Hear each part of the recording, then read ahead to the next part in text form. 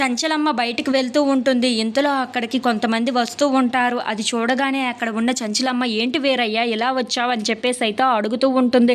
ఆ మాటలు వినగానే అక్కడ ఉన్న వీరయ్య అయితే నా కూతురు జాతకంలో ఏదో దోషం ఉందంటమ్మా. ఆ దోషం వల్ల మా అల్లుడికి చాలా పెద్ద ప్రమాదమే జరుగుతుందంట. ఇప్పుడు ఏం చెయ్యాలో మాకు అర్థం కాక మీ దగ్గరికి వచ్చాము అని చెప్పేసి అయితే అంటూ ఉంటాడు. ఆ మాటలు వినగానే అక్కడ ఉన్న చంచలమ్మ అయితే ఒక్కసారిగా షాక్ అయిపోయి సింధూర చంటి వైపు అలా చూస్తూ ఉండిపోతుంది. ఏంటి శివయ్య, నా బాధని మళ్ళీ నాకు గుర్తు చేయడం కోసం అని చెప్పి ఇలా మళ్ళీ నా దగ్గరికి ఈ సమస్యను తీసుకొని వచ్చావా? ఇప్పుడు ఏం చెప్పాలి నేను వీళ్ళకి అని చెప్పేసి అయితే ఆలోచిస్తూ ఉంటుంది.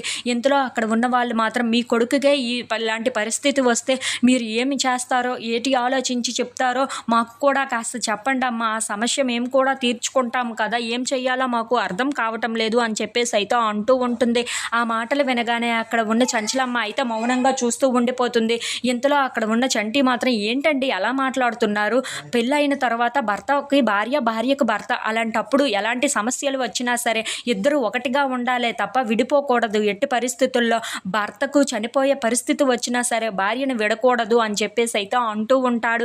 ఆ మాటలు వినగానే అక్కడ ఉన్న చంచలమ్మ అయితే ఒక్కసారిగా షాక్ అయిపోయి చంటి వైపు అలా చూస్తూ ఉండిపోతుంది.